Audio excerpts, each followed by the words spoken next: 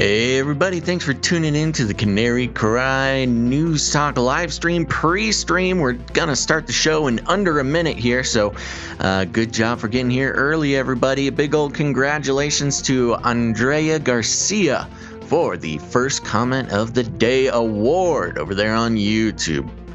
Congratulations, Andrea.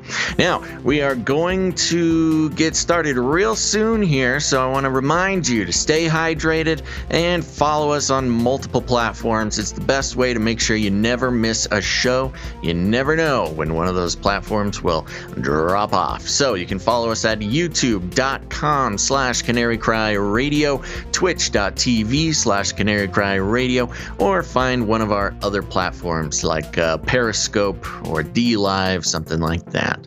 Okay, folks, we're about to get started. Let's go.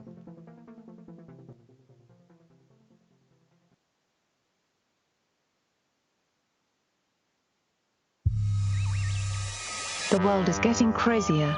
People are acting more and more insane. The end of the world is tomorrow. Tomorrow. There's only one thing to do when the world is falling apart. Listen to Basil and Gonz as they discuss this week's news and events through the lens of Bible prophecy. You are listening to Canary Cry News Talk. You're listening to Canary Cry News Talk. Today is February 1st, 2021. This is episode 294. And today, Elon's Rage Demon. And I am not a financial professional, but I am your best buddy, Basil. And this is Gonz. Welcome to the podcast where we praise Jesus while reporting the egregious with a well-rounded, biblically grounded take on world events. And we're early. We're early. Well, we're late for being early. We're supposed to be earlier, but of course. But, you know, it's the first episode of the new schedule here, the morning schedule.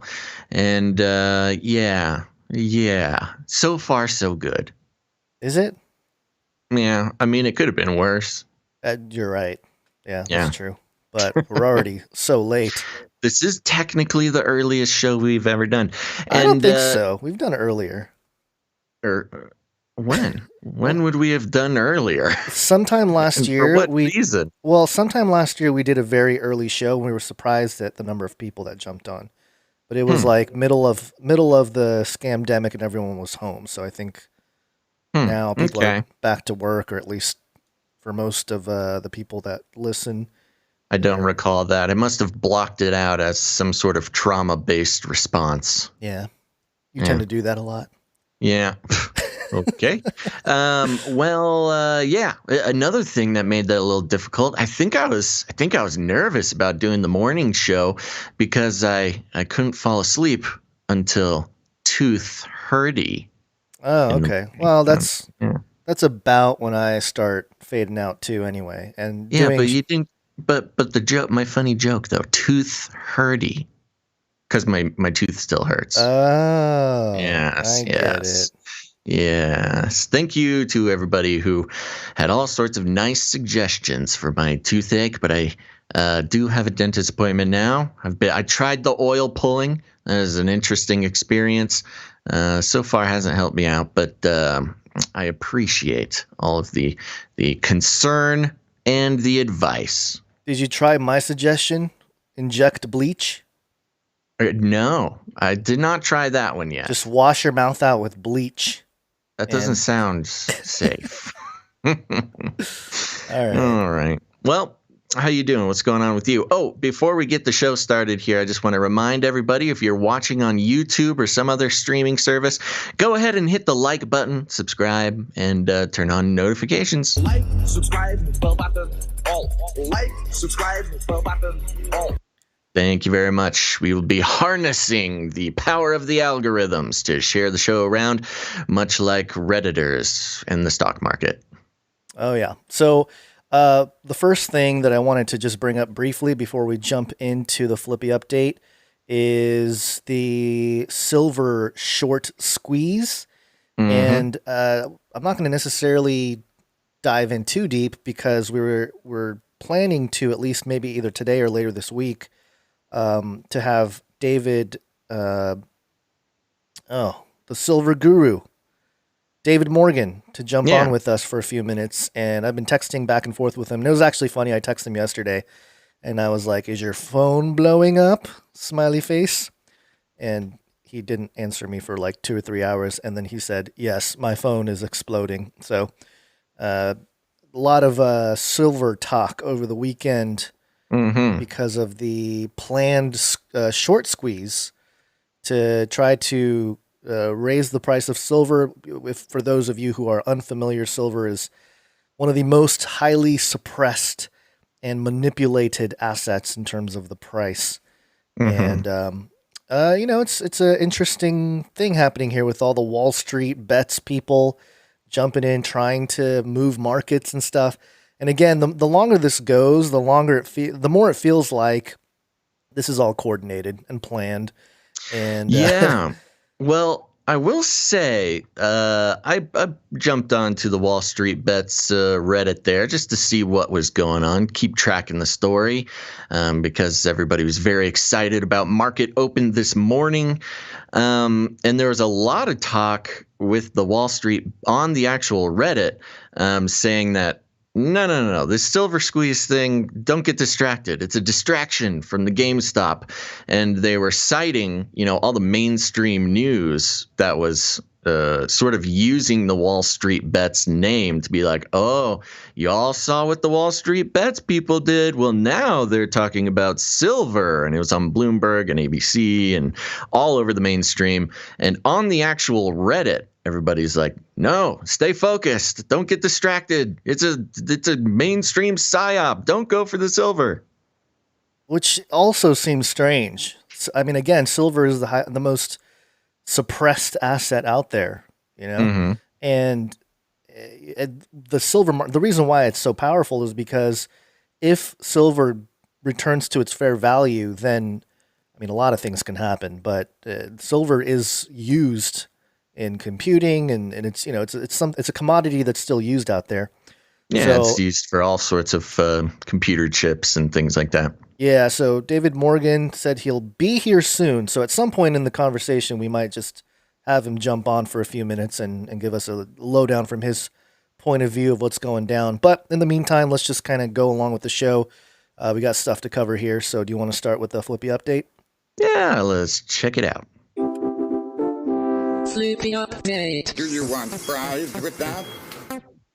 Okay, folks. Well, if you don't know, if you're new to the show, Flippy is the colloquial name for the disembodied robot arms that are taking our jobs, enslaving our children, and flirting with our spouses. We use talking about Flippy to discover how the robots and AI are taking over the world, and there's nothing we can do about it. Today, this is kind of a mini Flippy update. And you'll see why. Futurism.com. Do you really need a desktop robotic arm? Yes, obviously you do. Finding a good hobby can be a great way to de-stress, unwind, and decompress while simultaneously learning new skills and making yourself a more well-rounded and interesting person. And luckily, if you're a science and technology buff, there are lots of really cool hobbies out there, from flying drones and setting up smart homes to 3D printing and computer programming. However, if you're looking for a tech hobby that combines elements of all these things, you really need to take a look at the Rotrix Dex arm, a versatile desktop robotic arm that will make you feel like you're living in the future. Ooh, well, isn't that just what we all want? The Dex arm is a robotic arm that runs on open source software and features interchangeable modules, which allow it to function as a 3D printer, a laser engraver, a cutter, a pen plotter, and even an AI assistant robot. The Dex arm is precise, down to 50 microns. Its 3D printing module can print using a number of versatile materials, including PLA, TPU, wood, and carbon fiber. Its laser engraving and cutting module lets you engrave, etch, and cut on materials like cardboard, wood, and ceramics. Its pen holder module can draw everything from schematics to custom illustrations. And its soft gripper and air picker modules let you create all sort of custom tasks. Unlike other 3D printers, the Dex arm has a huge working range, blah, blah, blah. What does it all mean? It means you can use the Dex arm to create and do almost anything you can imagine. Invent and print custom designed gadgets, create stunning one-of-a-kind illustrations, blah, blah, blah. Basically, we've got little tiny baby Flippy is coming to the market. And yes, even you can use Flippy so it can do all sorts of things: engrave, 3D print, illustrate, use a pen, all sorts of interesting things. And I thought this was very reminiscent of, it's very Star Trek-y, with the matter, I forget what they call it, but, with the click of a button, you can create any object or do anything. And this is at a consumer level. So anybody can purchase this and put this on your desk. And it's kind of an all-in-one virtual assistant and creating center. So when you think of like the Star Trek-y future where your computer will be able to not just help you out with intellectual tasks, but create matter in the shapes that you want or record things. I think this is kind of the first step into that. And it's so tiny and cute, like the Flippy we've all been wanting. Well, there's a lot of use cases for this, and it looks useful and stuff, but, when the robot takeover happens, it's going to turn around and stab you or, like, choke you or something, It's just, I don't know, just having an arm. Sit there and watch you, make sure you work. Think about the arm that's sitting over your shoulder holding your microphone right now. Mm-hmm. Imagine if it had a mind of its own with AI, and then you didn't like what it said about AI or something, it starts pounding you in the face. Oh man, I don't know. That would be pretty convenient though, because I am hitting my face on this thing quite a bit. And if it was actively keeping the microphone in the right spot, and I could even move around, that'd be pretty interesting. This Rotrix Dex arm is going for $899 USD. Ooh, so it's expensive. Yeah, well, whenever you're ready to sell off all that game stock, you might be able to afford one. GameStop stock. What did I say? GameStop. But it's early, so I'll let you. It is like programmed into my mind to say GameStop now. You should just say GME. It's funny too, when I mentioned that, I was very purposefully trying not to say GameStonk. Mm. Yeah, and so I was like, GameStop. Yes, nailed it. Isn't that what Elon tweeted out? GameStonk? Yeah, GameStonk is a fun memification of the thing. And yeah, Elon sent it out. And when Elon tweets it, that means news readers from all over the country have to say the word GameStonk live on air. Yeah, and it pamps. It's a beautiful time that we live in. That's the new thing I've noticed around in the crypto sphere. Instead of pump, they say pamp. Ah. The things are pamping. Yeah, all those internet people and their funky words. Speaking of Elon, you are already sort of a cybernetic symbiote. Neural nets are taking over from regular programming. So you are connected. So last night, Elon was on, what's the name of that application that you got to be invited to? Clubhouse. Have you ever heard of Clubhouse? Yeah, I've heard it talked about. All I can think of is that Disney Clubhouse song. Anyway, so Elon was on, and I was listening late night, checking it out, see what he was talking about. And a couple things jumped out at me. The first one, he was asked about, how he became who he is and all this kind of stuff. And his answer was very interesting. I'm going to play it for you here. It's about 1:20. You'll hear the question and then Elon answer. Here you are with, so many companies that you've created that I can't even list them off the top of my head. Why doesn't the world have, and this doesn't mean to sound, psychopathic, but why doesn't the world have more Elon Musks? Well, I don't know. I might be getting too much credit here. For me, these things I've done have been because I felt a strong compulsion to do them. So it's not like nobody was pushing me to do it, but it was just like I felt a strong compulsion to do them.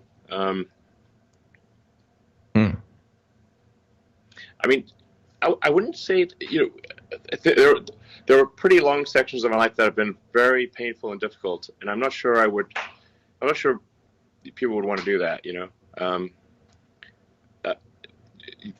There's yeah. Wow. If So somebody wants to charismatic. be me or do the things I've done, I would say most probably you're mistaken. You do not want to do that. You'd have to have some kind of like rage demon in your skull that you just got to get it done. It's like when people ask me like, what encouraging words do you have for entrepreneurs who want to do a startup? And my response is, if you need encouraging words, don't do a startup.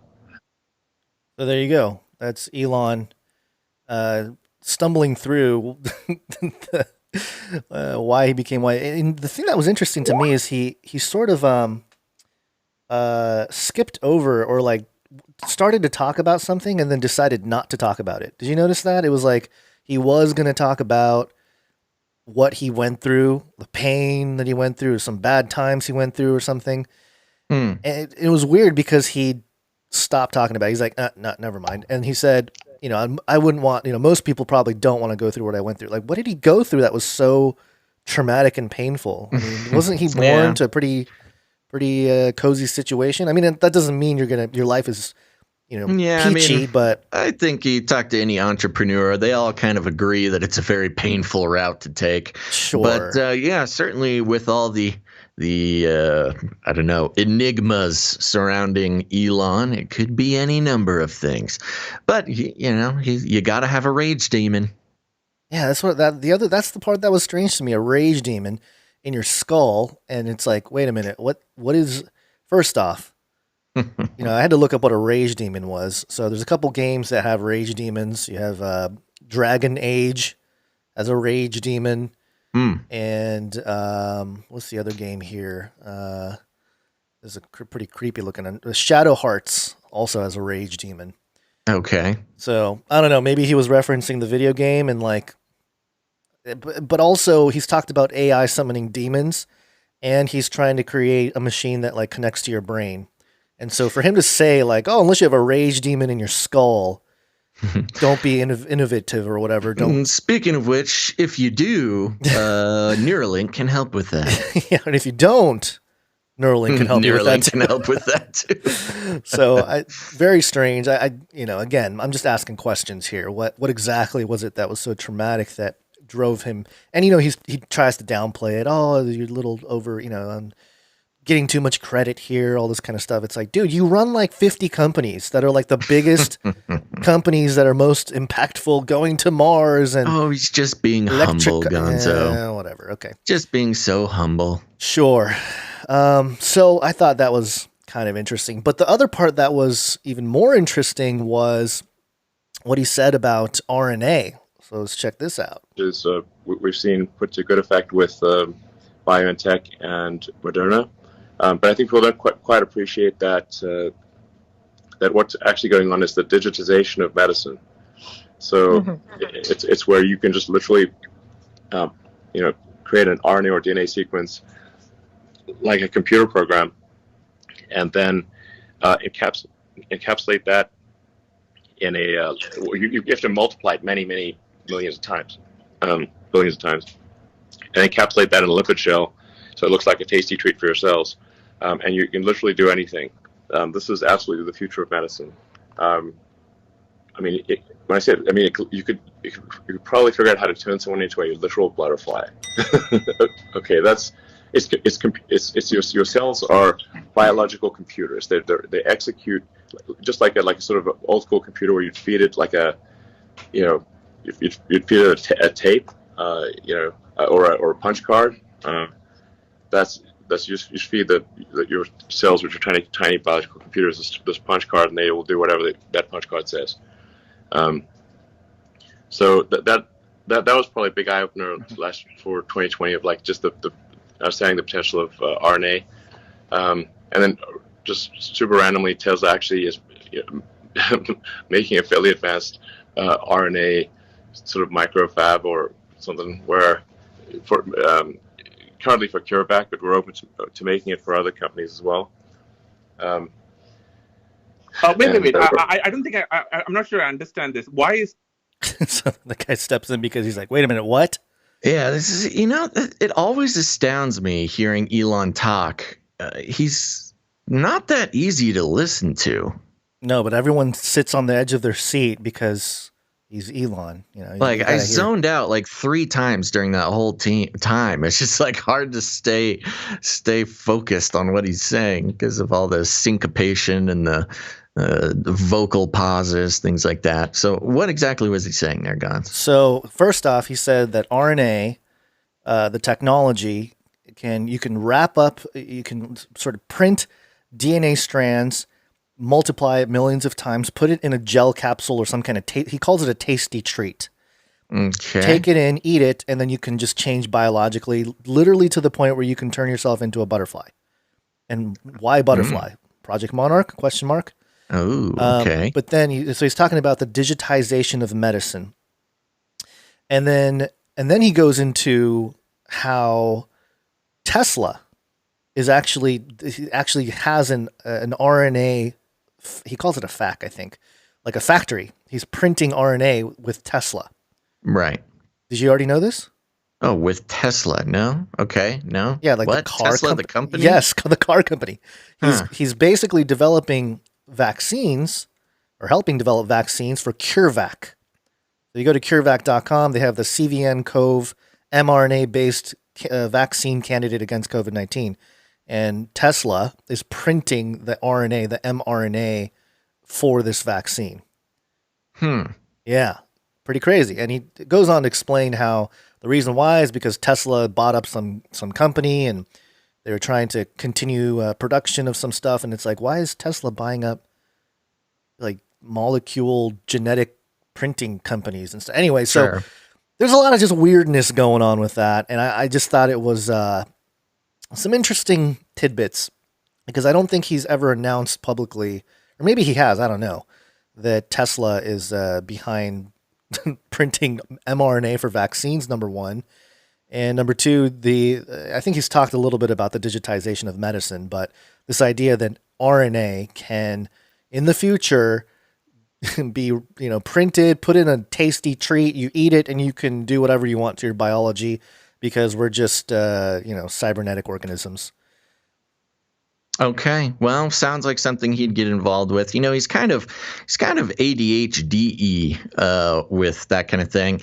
And yeah, with Tesla getting into medical devices or whatever, he tends to do this a lot. I believe at one point SpaceX was actually I believe it started within the Tesla infrastructure and then was brought out of it into its own thing.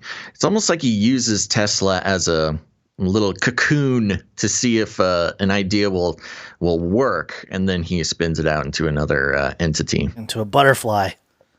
Oh my gosh. Butterfly. It's all coming together. Yeah. So those are some of the things that I noticed from the Elon talk. So hence Elon Rage Demon. We have David Morgan here. I'm going to add him to the call. I'm going to do this live, so this might get a little shaky. Okay, what are we doing? We're just going to 10, 15 minutes or something, half hour? Yeah, 10, 15 maybe. Okay. Max. Okay. Let me see. Is he under David Morgan or is he under Silver Guru? Hold on. I have to cover your face, Basil. Which you don't mind. No, not my beautiful face. You have disappeared for a moment. David Morgan, you'd know from, I don't remember what episode number, but he was on Canary Cry Radio. Yeah, it wasn't that long ago. Yeah, not too long ago. Let's add him to the call and see what happens. Done 'em, doing some live stuff. Bringing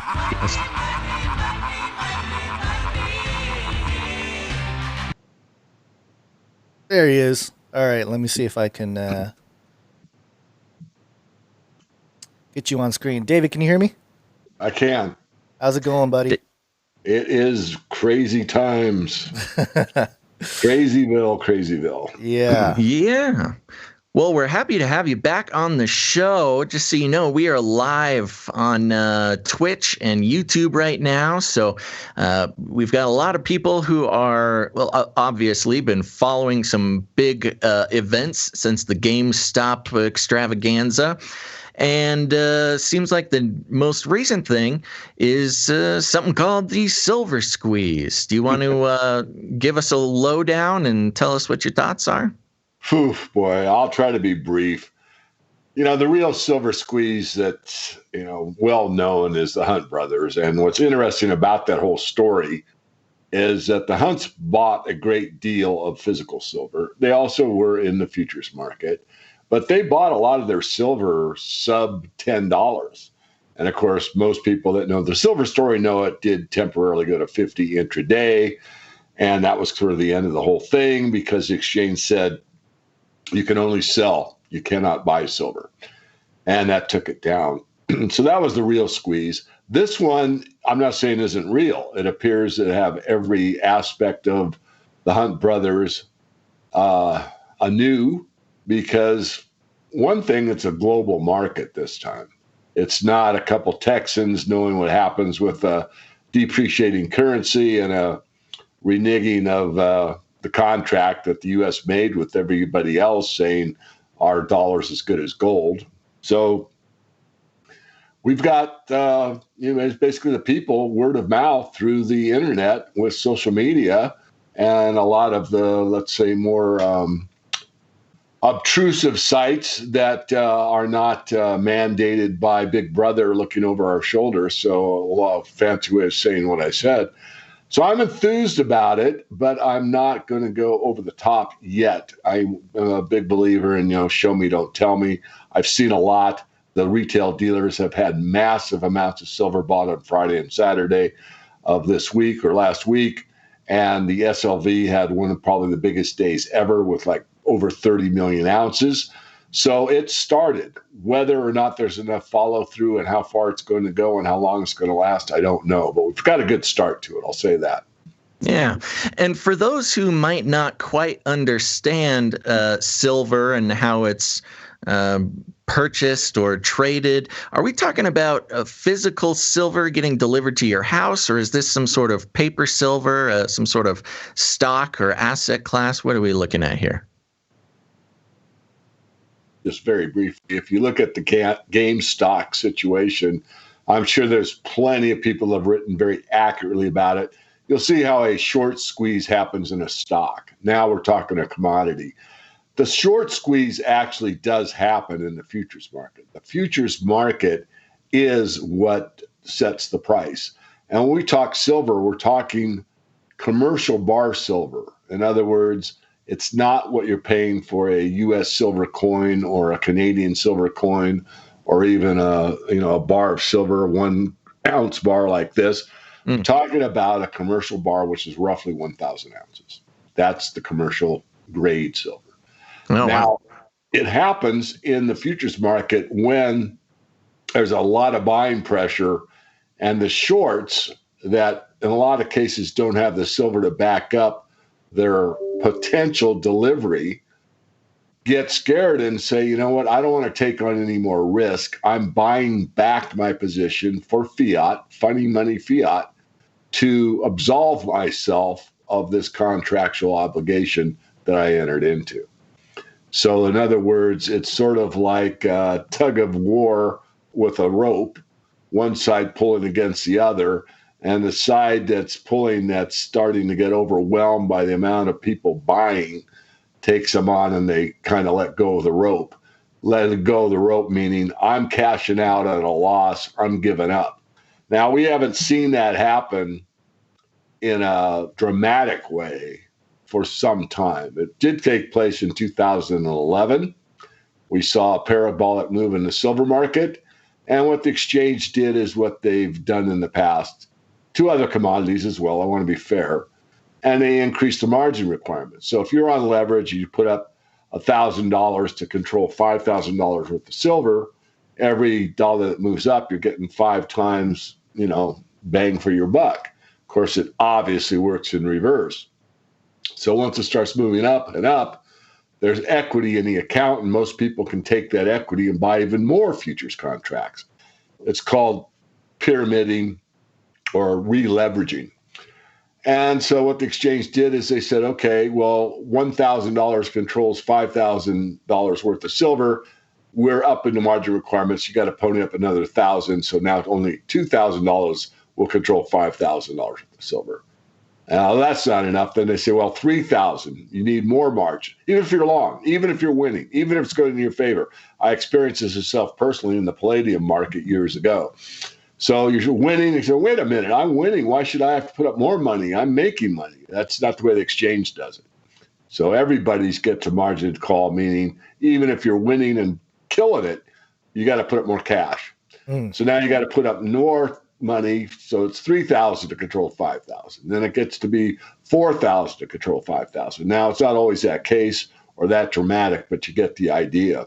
In palladium, they actually had twice the amount of cash that the physical market was calling for. I mean, it was ridiculous. So that shows you, just like in the oil market that went negative 30 or something a few months back, last year, I should say, it gives you the idea of how off the hook these futures markets can really be in pure fantasy. I mean, how can you buy oil for minus $30 a barrel? But that's what showed up in the math because of how the futures markets work. So that's the long answer, but is it going to happen again? Yes, potentially. The thing that could really drive it is what drove it in the Hunt brothers, is massive buying in the futures market, but with very little physical silver available to make good on those deliveries for those people that were standing for delivery and saying, oh, no, it's a contract. I want you to deliver the silver. And that's what scared them into purchasing their paper positions back. So will we see it again? Yeah, I think we could. Right. So that's kind of what I was wondering, because what I had heard around the bend was that this isn't just a paper, a paper squeeze, so to speak, but more of, hey, order and try to get that physical silver, and that'll really push the price up. But the longer I look at this, and over the weekend we had the GameStop thing last week, but then the alleged call for silver this week, it seems like it's kind of a planned manipulation, just in general. I know it's planned per se by the people, you can say, but even still, it just seems like all of it is, I don't know, I'm very suspicious of even the GameStop stuff, while many people have taken sides, one or the other. Oh, this is for the little guy, or, oh, the hedge funds are, poor, whatever hedge fund losing their boats or whatever it is. Right. It still seems like manipulation of people, just in general. What do you think about that? Do you think that this silver thing? Because I'm hearing people say that, oh, this silver move has been planned for years. It might be decades in the making. This is the beginning of a new, the destruction of the stock market, and people are very dramatic with their words. What do you see in terms of that angle? Do you think there's actual manipulation and purposefulness behind all of this in the way that is not necessarily beneficial in the end? Yes, and I'll take a 30,000 foot view or 35,000 foot view, and that is, I think the overall takeaway so far is awareness. I think a lot of people that thought only the precious metals people were conspiracy theorists because of market manipulation now see it's very clearly evident in GameStop, and basically it's across the board. But to go further, Gons, I'm going to read the text I got from my daughter. Now, you would imagine both my girls know something about the silver market and markets in general, and she wrote this, and it just hits your point. I'm confused about the silver short squeeze. Talk about silver. Supposedly, it's from the same people that are driving up the price of GameStop. But on that same Reddit thread, a lot of people are saying, a lot of people aren't saying it because it will directly benefit the hedge funds, which are secretly behind the push. And of course, I haven't had a chance to even call my own daughter. Called us first. Yeah, I saw the same thing. I was curious about this. Yeah, well, it could be. I mean, look, when the Hunt brothers happened, there were a lot of brokerage houses that saw what was happening. Look, the floor traders could care less if the price is going up or down. Right. all they care about is movement. So if it's moving up, if they're taking on another brokerage house or the public or a hedger, a legitimate hedger like a commercial miner, a silver miner, they don't care. All they care about is what goes into their back pocket at the end of the day, week or year. And so if the hedge funds see this coming, then away we go. And I hope this sounds, let's say, this is my interpretation. It's my interesting point of view, Gons. But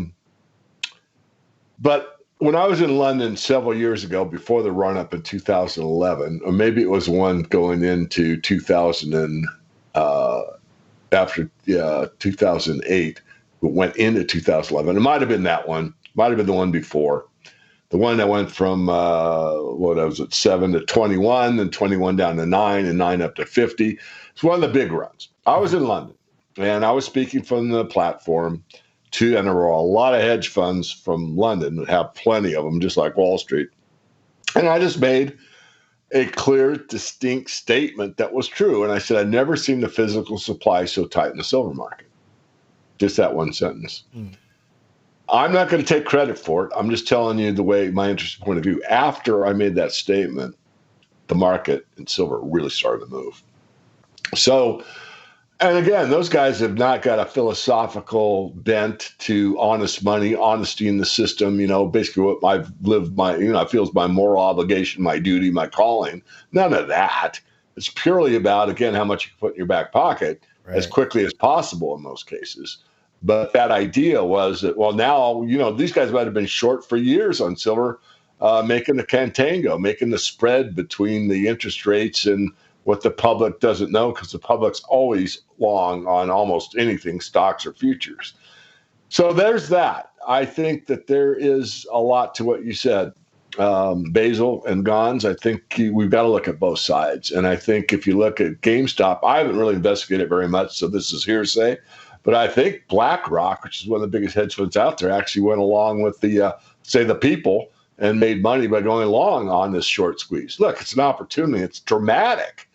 So, yes, let's look at both sides. Let's talk about it. So thanks for bringing that up. So who has the biggest supply of silver out there? Because they would obviously, if there's a physical demand that rises, then obviously the people that have the most silver can sell. And, they don't necessarily have to give away all their silver, but presumably they benefit if the price goes up. Yeah, great. Another great question, and of course, being the silver guru, people think I know everything, and I don't. Are you the one with all the silver? Yeah, well, I'm part of it.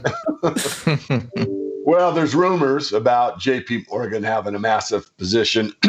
I don't adhere to that, but many people do. I adhere to what's in the public domain, and what's in the public domain, I checked last week, Thursday or Friday, and all the registered category was 150 million ounces. And believe me, I don't have that much. That's all the banks that are bullion banks, basically, that warehouse or vault silver for both their own purposes and large investors, hedge funds, even Samsung or whatever, a user, or maybe even a mine that might have some stored. So that total, I think, was 350 million ounces. And out of that, only 150 million ounces was really in the dealer's hands.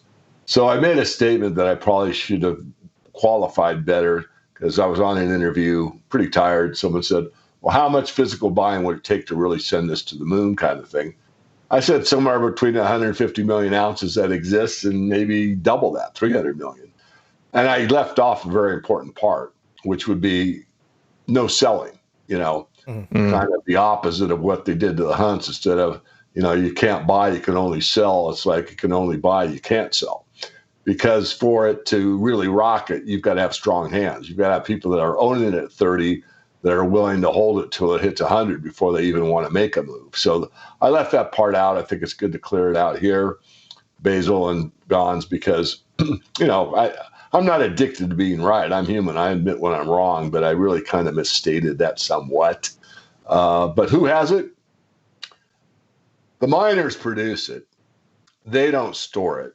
They send it to the paper markets which is the exchange, but it doesn't always go there. Sometimes it goes direct. For example, Samsung has a deal with Vino Mines because they see what's coming, or at least what I think is coming, I should say exactly, but the potential for a user that actually needs it for their product doesn't want to have to go through the exchange, either the LBMA or the COMEX or a primary dealer or whatever. They're going direct from mine to them because that cuts out all intermediaries. And if the going gets tough and you need it, they've got a contract with the mine direct already. So that's a kind of a first. There's others that do that I'm private and I'm not aware of. I mean, I'm aware that they exist. I'm not certain who they are. But the other part is it's mostly the bullion banks hold the physical silver, and they're the ones that have controlled or, let's say, managed this market for a very long time. They're superb at it. They're excellent. And they have the regulators on their side, not on our side. Although they're supposedly on the public side, they're really not. So we get to the point of, will buying physical silver take out the this whole non-free market agenda? And the answer is enough. Yes, it would. Interesting. Yeah, we have people in the chat with a couple of questions. One of them being, well, for a normal person trying to participate, is this worth trying to participate in? And secondly, where would be the best place to buy the kind of silver that would benefit from this movement here? Yeah, great. First of all, I'm not a registered investment advisor, so let's get that out there in the public domain. It's in our disclaimer. I don't say it often on interviews because people know who I am and what I do, but I just want this person to know that. So I have said for my private paid membership this morning, I made a new video.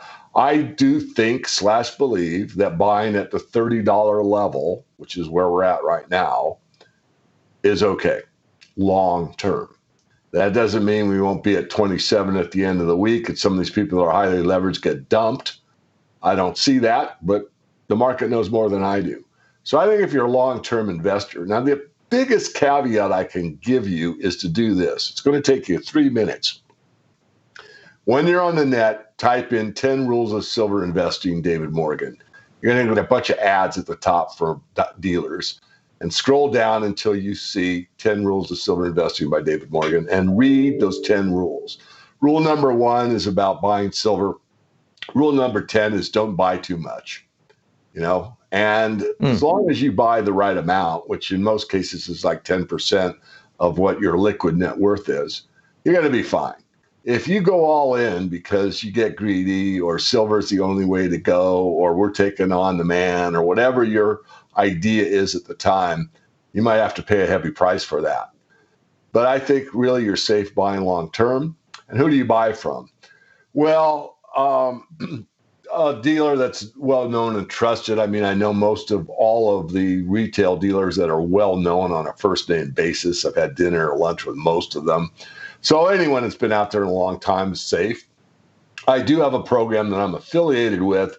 It used to be called Silver Saver, that if you go to my blog, so you go to the morganreport.com, you get the landing page, which is sort of a sales pitch, and you can sign up for a free newsletter, which is definitely worth doing. But if you go up to the nav bar, the navigation bar, and you hit blog, look at that. And on the right-hand side, there's basically 3 advertisements. One is for it's called Load, which I am an investor in and an ambassador for. So I have a bias. One is for Own X, which used to be called Silver Saver, which is basically a dollar cost averaging savings program. And I really like it. I've recommended it over the years, but I am affiliated with them. And then there's another one for big investors on how to get a gold return on your gold or a silver return on your silver, which most people aren't in that category. But I have, a following from all walks of life, from the, college student to the hedge fund manager. So there's those ads on the right side. No obligation. You can get on the OwnX site. It's a little tricky to sign up, but not too hard. You can sign up and not buy an ounce. Just get on their newsletter, get some free information, make a decision. I like it because it instills discipline and a long-term perspective. So that's something you might consider. You don't want to do it. You want to just get more direct. Type in trusted silver dealers into Google, Bing, Brave, whatever search engine you want to use. Pop them up. Almost anyone on the internet's legit.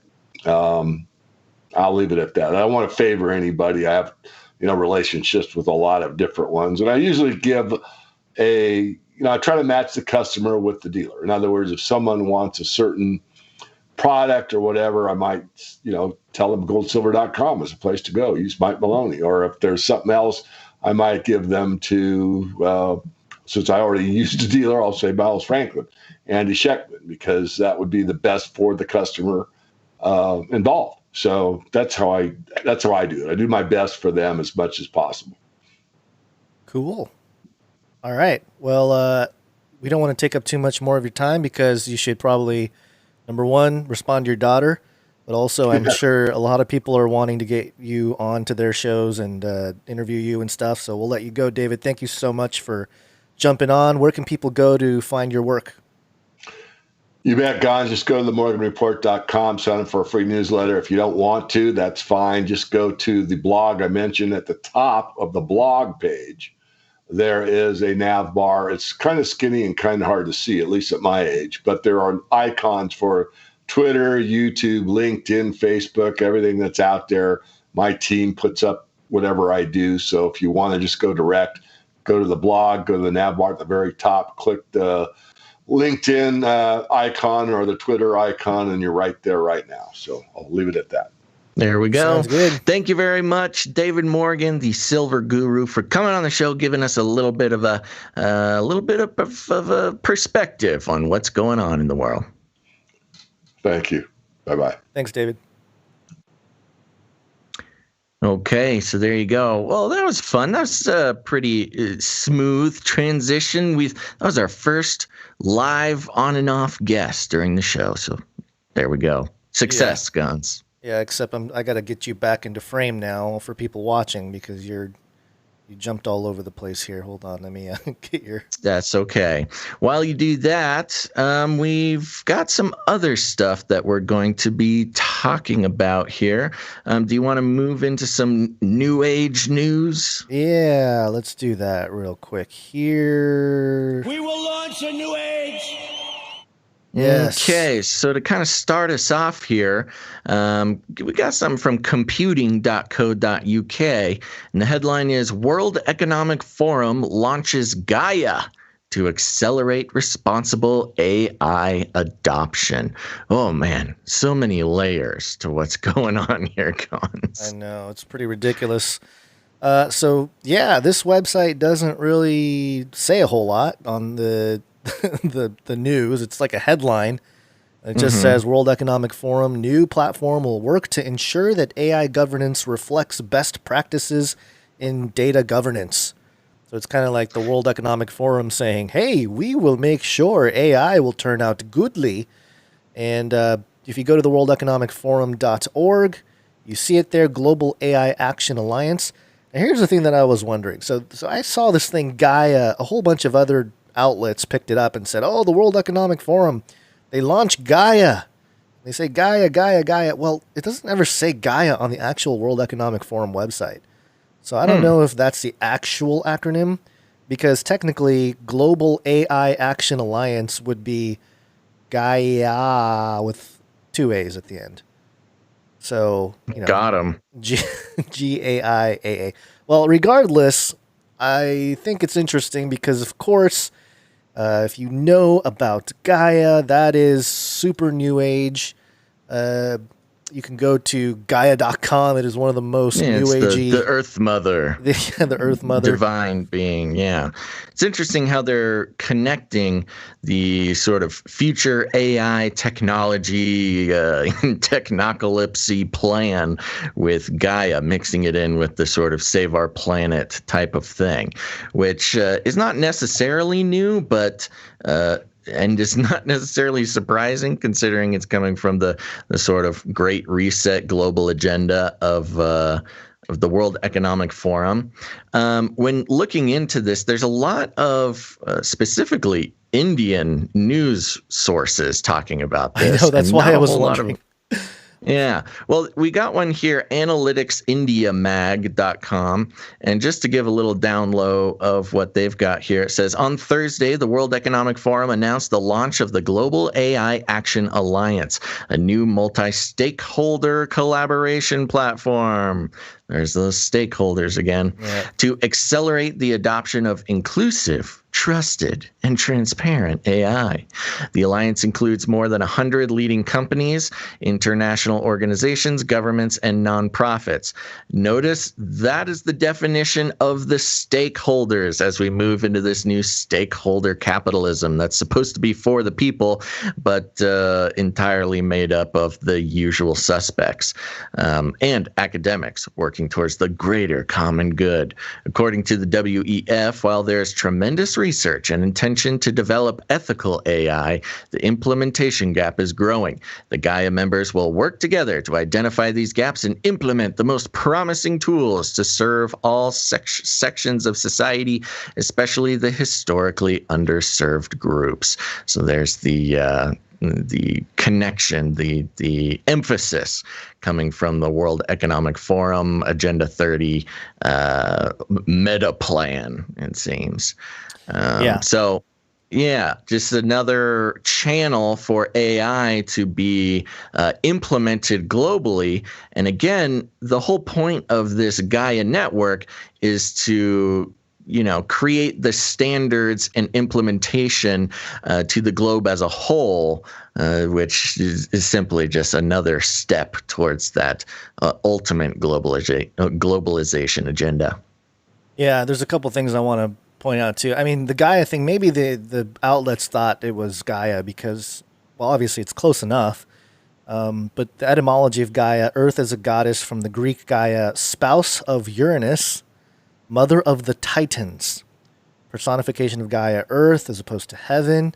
And the other thing that's interesting is that the one that really revived the name Gaia in the modern era to the New Agey, neo-pagan type of worship is by James Lovelock, and he was an English scientist, environmentalist, and futurist. And he had this book, Gaia: A New Look at Life on Earth. And his whole idea is that living organisms and inorganic material are part of this dynamic system that shapes Earth's biosphere, and that eventually it's going to, fuse together to create some kind of, utopian, heightened awareness, consciousness type of deal. Yeah. It sounds very much like iron mixing with miry clay, if you ask me.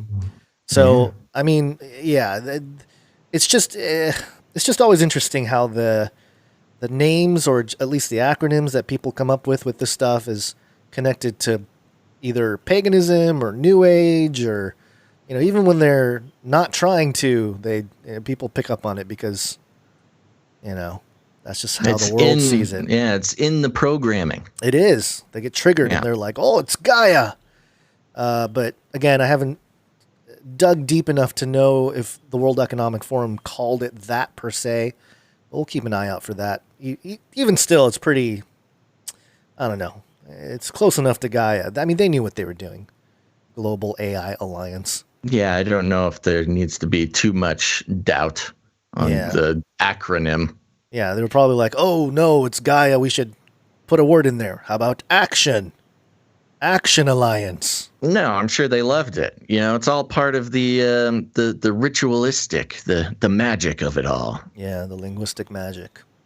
So, yeah, there you go. That's some news about the World Economic Forum, and there was some other stuff that happened over the weekend with Davos, but I thought that was kind of under the radar. I haven't seen too many people talk about it. You'd think people in our little corner... Apparently they're only catching on in India.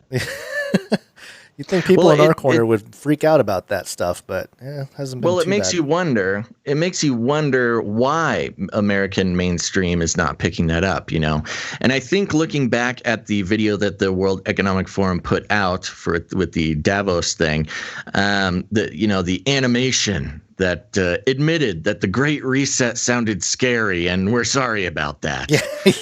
So I think there may have been a notice, a memo that made it out to mainstream news, like, these Davos people, they're going to be saying they have a PR problem, so just ignore all the weird acronyms and slogans that they put out for now. We don't want to draw any negative attention. Yeah. Artificial intelligence. And speaking of the beast system.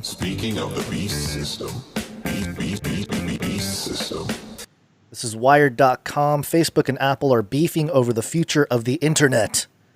They're going to eat each other.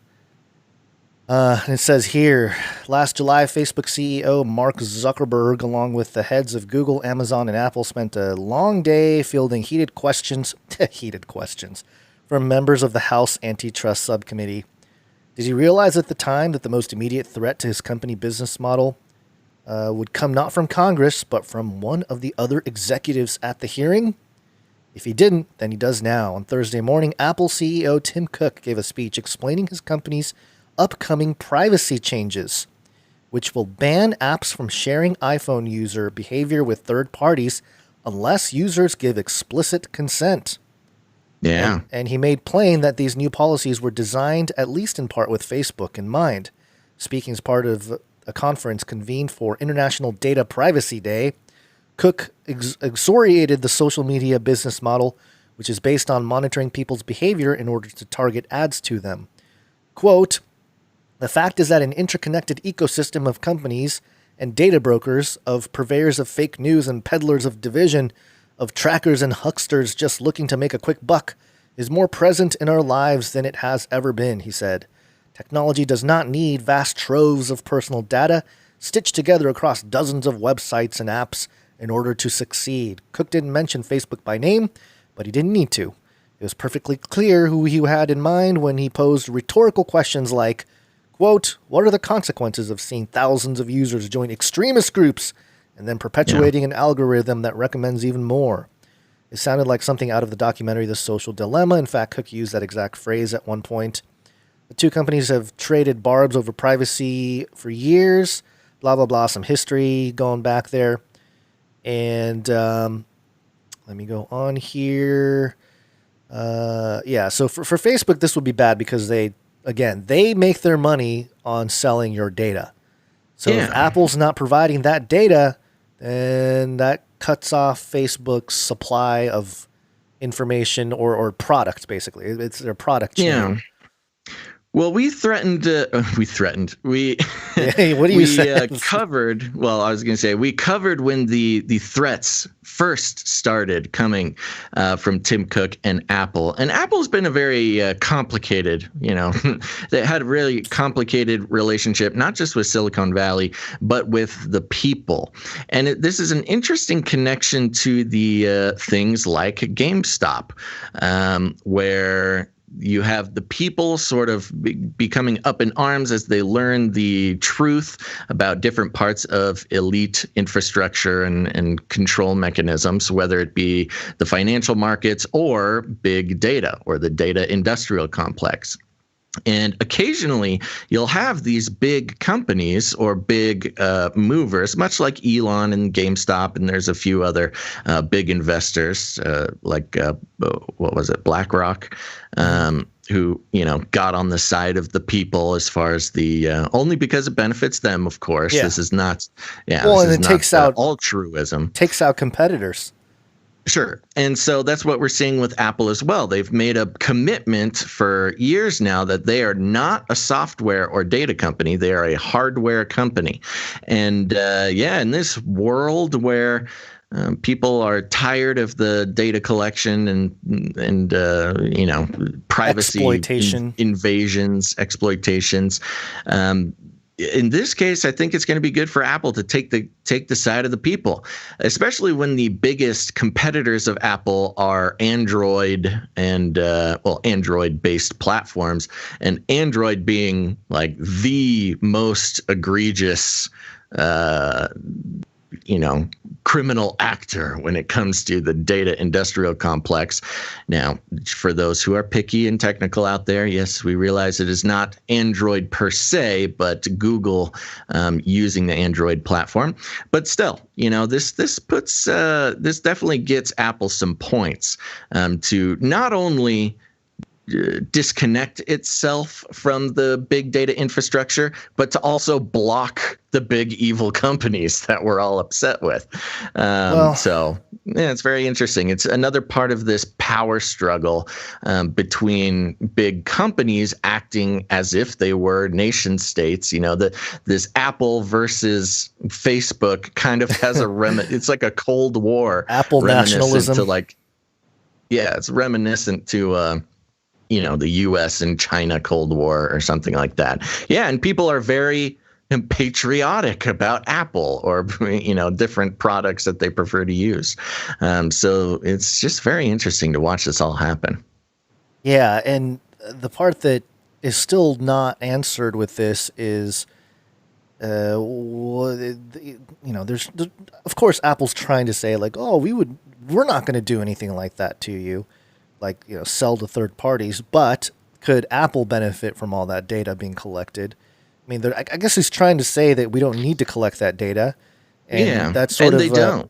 They don't, but also when it comes to Apple Maps and and Safari and things like that, they have made a commitment to not collecting your data.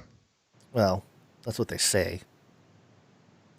Okay. Do you have proof otherwise? No, I don't. But is there proof? I mean, it's one of those things you can't 100% prove either way. But you could.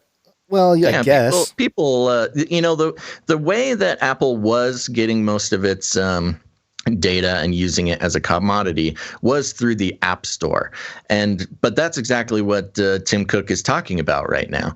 They're blocking permissions through the App Store that takes away the permission of Facebook and other apps to do the data collection. And their business is hardware. Once the word gets out, even though their hardware is, some would say it's overpriced, but if that them as a company are committing to not participate in the data industrial complex, and I'm just talking from their perspective, I think they're assessing that they will be able to sell many more super expensive phones for people who care enough about their data being collected and sold. Yeah. Well, even the article at the end here, quoting Tim Cook saying that Apple's privacy shifts as a blow against the forces undermining democracy. It says here, the irony is that Apple helped make this theory of technology possible in the first place with the introduction of the iPhone. Before people started carrying internet-connected computers with them everywhere they went, there were much lower limits both on how much surveillance was possible and how much attention companies could monetize. The practice of targeting ads based on invasive user tracking has fueled the internet economy for a decade. Now Apple's trying to kill the monster it helped create. Expect the monster to keep fighting back. So, yeah, I mean, good on Apple, but also, I don't know. It just seems like there are better ways than... Because obviously this is like a marketing move, too. They don't want to lose their loyal people, especially in this turmoil of the internet in general, with a lot of what has happened in the last couple months with social media platforms. People are noticing that didn't they block Parler on their app store when that whole thing was going down? I don't recall. I know that the Google Play Store did. Yeah, let me check. And it wouldn't surprise me if Apple did. I'm not saying they're a golden child or an angel. Yeah, why are you saying they're a golden child? I'm just saying that these moves and announcements that they're talking about are going to gain them a lot of popularity. And I think their goal in these things is, yes, not to make money with data, but to make money selling hardware. Yeah. Apple and Google both did block Parler from their stores when that whole thing was happening. So, yeah, so they still have a certain monopoly in terms of applications and who gets to sell on their platform and whatnot. And so, I mean, no matter what, I think over time, this was more, yeah, you're right. This is more of a, hey, we need to keep selling hardware move, marketing move. I mean, kind of packaged in a way that make it sound like, oh, we're for the people. And in some ways they are, but also they're a company that needs to sell physical objects. So you got to take it for, with a little grain of salt there. But yeah, just something to keep in mind there. The data industrial complex, and it's just ironic, hey, we're going down with the data industrial complex. Buy our stuff that allows for the data industrial complex to flourish, but also down with them. Not anymore. Yeah. That's what they're saying. Yeah. All right. Okay, let's move on because we're running out of time here. Yeah. Because I'm DNA. All right. So this is what? I was just going to say we got a quick little clip here, huh? Yeah. This is from 60 Minutes, the TV show that everybody loves and watches on mainstream news, ABC. Oh, hold on. I failed. Let me try again. 60 Minutes. Sometimes Americans or people on the globe don't even know their value of their DNA, that it even has value. But it's your single sole identifier of everything about you as a human being. Bill Evanina just stepped down as the top counterintelligence official at the Directorate of National Intelligence. I'm a victim of identity theft. I can get a new Visa or Amex. You get my genetic identity, I don't have a backup. That's correct. So it's your past and your future as well as your children's future. So in recent years, millions of Americans have given away their DNA for ancestry searches. Is that risky? It's very risky, and I think the unknown is probably the riskiest part. So risky, in fact, that the U.S. military recently issued a warning to all service members, instructing them not to use direct-to-consumer genealogy tests like those offered by Ancestry, 23andMe, and other companies. Quote, "These genetic tests are largely unregulated and could expose personal and genetic information.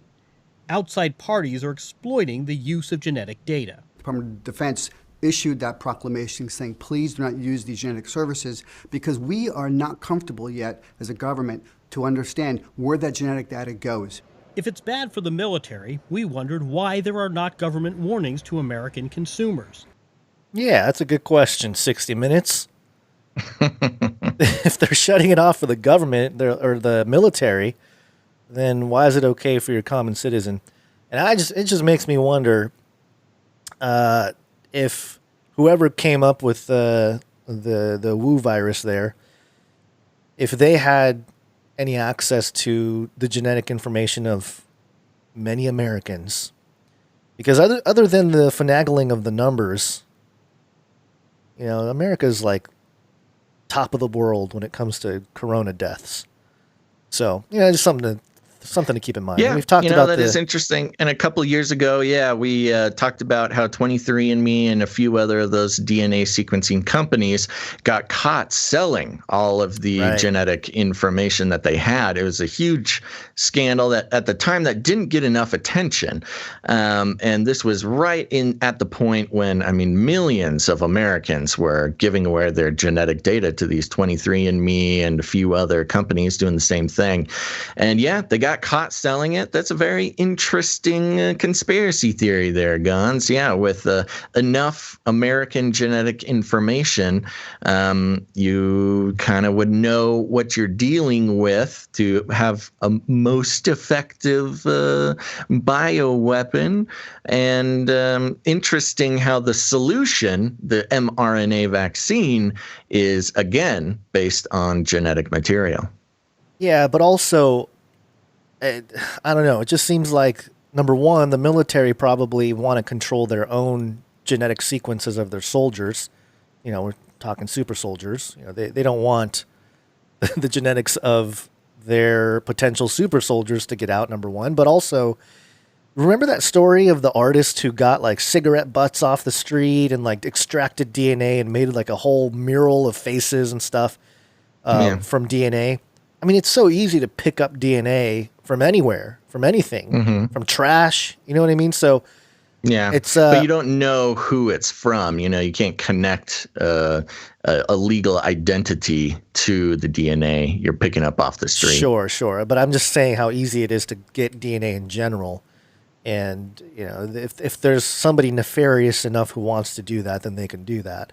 But, yeah, volunteered. Well, you can make money doing it with 23. Well, that's what I'm saying. You get the DNA and you get paid to do it. You get paid, you get volunteered. It's kind of like Facebook, with the whole idea that the intelligence agencies loved Facebook because people willingly shared all their data, where they were, what they were doing, all this kind of stuff.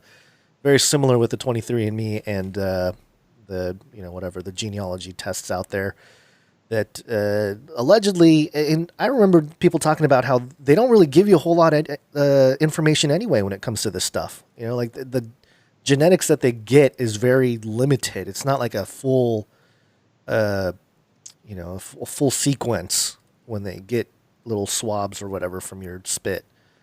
And they just, a lot of the information people are receiving from 23andMe are kind of generic and, because you can pay more to get more info about your ancestry and stuff. And it's kind of, I don't know, maybe some of it is just spun up to make people feel like they're connecting to their past or whatever it is. But well, yeah, that was the whole basis of the business model, was to figure that out.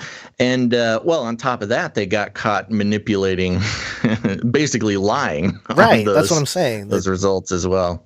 Yeah, so, again, just interesting how these topics are becoming more mainstream. 60 Minutes picking it up is, I don't know, might be too little too late for the mainstream to be picking it up anyway, because most people, seems, are already looking at this kind of stuff, or at least know this stuff peripherally. But it's one of those situations where it's solidified in a mainstream report. But let's take a break. It's break time.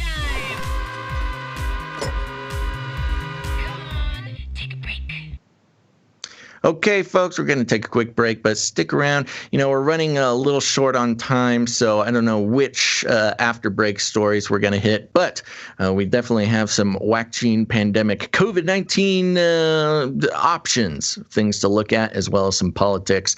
But before that, we want to take a second and thank our producers. That's right, our producers. We're on the value for value model. You'll notice we don't do any advertisings, and I've got a lot of things to say about that, but I think Tim Cook said a lot of it for us this episode. And basically, the point is we are not beholden to any corporate money. That includes even monetized YouTube channels or something. We get nothing except for the support of our producers. And that's exactly what you are, producers. If you are helping pay to get a piece of media created, you're not just a charitable person or a donor, you are a producer of that piece of media. And so today we want to thank a few of our producers that came in for this episode of Canary Cry News Talk, episode 294. For those who don't know, we do have a Patreon, patreon.com/CCNT for Canary Cry News Talk, patreon.com/CCNT. That's an easy way to become a producer of the show. But since last episode, we have no new producers coming in on the Patreon. But do not fret. We do have canarycryradio.com/support. canarycryradio.com/support. That's right. canarycryradio.com/support is a great place to become a producer of the show. Again, with the value for value model, we create as much value as we can 3 times a week. And if you get any value out of what we do, you have the opportunity to put some value back in. And that's how the system works. And it's been working. And if it keeps working, we'll keep doing the show. And over there on canarycryradio.com/support, we have PayPal options. You can sign up for a monthly producership there to help us lay down a solid foundation of support for the show. Or if commitment is not your thing, you can go ahead and make a producership in any amount for a one-time deal. And Gons, who do we have coming in on the PayPal? Oh, there's also cryptocurrency and stuff like that, if that's what you're into. Okay, who do we have coming in, Gons? Silver, too. Give us silver. Over on PayPal, we have producer Rachel coming in. Thank you, producer Rachel. Thank you very much, producer Rachel. We also have producer Julie. Hey, producer Julie, thank you very much. Are we not putting last initials on these anymore? Oh, sorry. I guess I. Oh, okay. I was kind of in a rush this morning trying to get everything ready, so forgot to do it. Sorry. That's okay. I can probably figure out. Rachel C. It's not a big deal. I was just no, it's a big deal. You pointed it out. And who was the other one? Julie. Let's see. Julie S. Julie S. Thank you very much. Julie S. And also producer Saul coming in, and producer Saul saying sorry about the COVID-19 jingle. Lols. It's all right. No need to apologize, Saul. You're keeping us on our toes. Yeah, so thank you, producer Saul, for your consistency. Next up, producer Norcross Ranch / Hunt Solutions. They came in as a new monthly supporter, so thank you for that. That's thank you very much. Norcross Ranch Hunt Solutions. And then our, I guess this is an Insta-night, Sigrah the Beast. Coming in during the show, Sigrah the Beast is the executive producer for episode 294 here and is ready to be knighted. So thank you very much, producer Sigrah the Beast. You really helped us pick up the slack here on this episode. And yes, we'll need to make sure to have you send in your knighting information so we can knight you on the show. And for those who haven't heard, we're referring to the Canary Cry Roundtable of Knights and Dames, and that's for producers who over the years have supported the show in the amount of $1,000 or more, so they get a spot at the elite roundtable of Canary Cry Knights and Dames. Thank you so much, Sigrah the Beast. Very generous and really picked up the slack today. Yeah, thank you for that. And we just want to thank Jade Bouncerson as well for the continued commitment to putting out timestamps for us on the YouTube channel. And also the way you can support us with your producership, you can send us jingles and you can send us art. One art, please. And real quickly here, the first piece of art we have is from producer Allie. It's Birdwatch. The Birdwatch TM. The Twitter. Oops. Oh, okay. Stuff popping off here. The Twitter peer policing program that they have. Yes. And so there is, do you want to describe what's happening here? I think that sure. do a better job. Like I mentioned, we the only people who will participate in Birdwatch TM are the same people who would go bird watching normally, which is people with not a whole lot of things to do. And so we have a picture here. There's a nice quail holding up a sign that says COVID is a lie, all spelled wrong because I guess quails can't spell. Yeah. But in the grass, crouching around this quail are a couple of bird watchers, and one of them is fact-checking the bird. This post has been proved false by this guy. So thank you very much. Oh, and yes, on the description here, Birdwatch TM, no disinformation, no misinformation, or no information. So nothing at all. Thanks to disinfo, Birdwatch. no misinfo, just no info. No info at all. Nothing at all. Thank you very much, producer Allie. Always a pleasure, and your consistency is impressive. Yes, thank you for that. And next up, we have producer Grace. She came in with a couple pieces of art here. This first one is it's got I don't know. Oh wait, it's got. Which one do I read first here? Okay, so your quote on a flapjack, and it says it's got the Democrats feeling like a flapjack, which you weren't sure if that means anything, but it sounded right.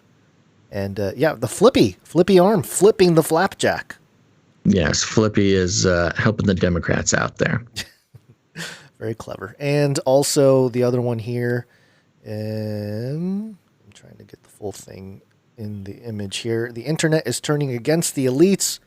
This was from episode 272 on Wednesday, so a little throwback there. Is that? Yes. You got something something to say? You got nothing to say about it? Oh, no, sorry. I was we have a birthday, and I'm writing it down on our thing. All right. Yeah. Yes, the internet is turning against the elites. I don't know if that's totally true, but it felt true at the moment. And this was regarding GameStop and that whole thing. There you go. Thank you to all of our artists today for episode 294. We couldn't do the show without you. And if you out there want to create some art for the show, you can make it show related in one way or another and send it over to canarycryradio@protonmail.com. Yes, and we have a birthday that is important, an important birthday. Yes, very important birthday, and that is producer Allie's birthday, I believe. It's my birthday. Happy birthday to me. That's right, and I have confirmed it in the chat. It is producer Allie's birthday, so thank you very much, producer Allie. We've loved having you involved with the show. Very valuable member of the team here, and we all wish you a very happy and healthy birthday. You know what she is today? Yes. Actually, I'm not going to play the link. the jingle. Okay.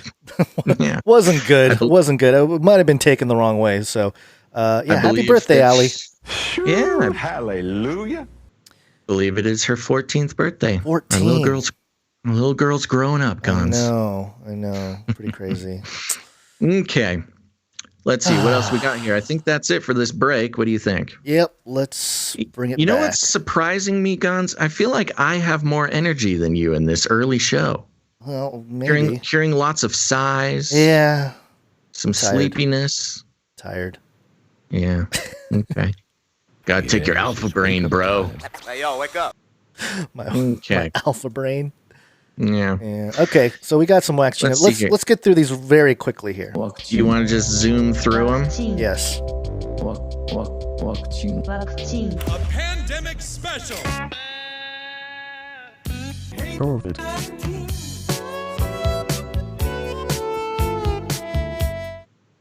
And that was for producer Saul there at the end. We found it, Saul. This first one, MIT Technology Review. What went wrong with America's $44 million vaccine data system? The CDC ordered software that was meant to manage the vaccine rollout. Instead, it has been plagued by problems and abandoned by most states.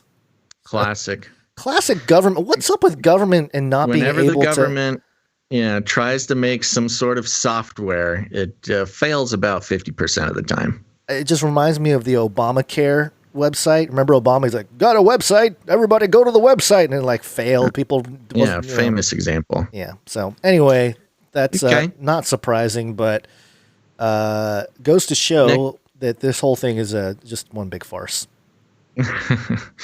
Next up, we've got a little report here from the New York Post. This one is great. Biden administration unaware of location of 20 million COVID-19 vaccine doses report. 20 million. Oh, 20 million. The Biden administration isn't sure about the location of 20 million doses of the coronavirus vaccine that have been sent out to states, according to a new report. The CDC currently says it has sent almost 50 million doses out to the states, but only a little over 31.1 million of that has gone into people's arms. There's that rhetoric again about specifically putting it in people's arms. So weird, not attractive at all. But once doses are sent off by the feds, it has been left up to the states to track their whereabouts, Politico reported. Blame it on the states. Biden's team is still trying to locate the remaining 20 million. About 10% of that difference, or 2 million doses, is missing because of lags in reporting from states. Biden's team believes, meaning the remainder could be sitting in warehouses, freezers, or in transport in the complex distribution network between the federal government and the states. Blah, blah, blah. So there you go. You know what? Where I think all these went? I think they're on the black market. We talked about the black market vaccine program. You know, if you put things on the black market, they're desperately trying to increase demand for this vaccine because demand has been so low. And one way to do that is to do it on the black market. It creates scarcity and demand amongst those who might not want to get it in a traditional manner. So there you go, Biden black market vaccine dealer. Yeah, and they asked Tsoukalos where he thought the vaccine might have gone, and he said aliens. Let's move on. Okay. Oh, I'm getting a paywall here. Great. Let me see if I got it here. I think I'm in. I've hacked in the mainframe. Los Angeles Times reports Dodger Stadium's COVID-19 vaccination site temporarily shut down after protesters gather at the entrance. Uh-oh. The protests are not over. Dodger Stadium's mass COVID-19 vaccination site was temporarily shut down Saturday afternoon when about 50 protesters gathered at the entrance, frustrating hundreds of motorists who had been waiting in line for hours. The Los Angeles Fire Department closed the entrance to the stadium, one of the largest vaccination sites in the country, for about an hour, starting just before 2 p.m. as a precaution. Officials said several LAPD officers also responded to the scene. A spokeswoman for the department said no arrests were made. And there you go. So protests popping up at these what are they calling them? Not super spreader, vaccination super sites is what they're calling. Super centers, yeah. It's just we're going to see more protests, but of course, social media was taking the interesting angle of like, black man stands on the street and the cops arrest him for no reason, but these anti-vaxxers are allowed to roam in front of... These racist anti-vaxxers. Yeah, so it's just all one big conglomerate bad people that we need to silence. And more example of that. We're trying to get healthy we're trying to get vaccinated. But what's interesting? This is always the case, too, with like abortion or anything like that. When people protest, they're always trying to not always. I would say a lot of times it's if you look into why people are there, it's for like a greater good type of mentality or angle that they're trying to promote.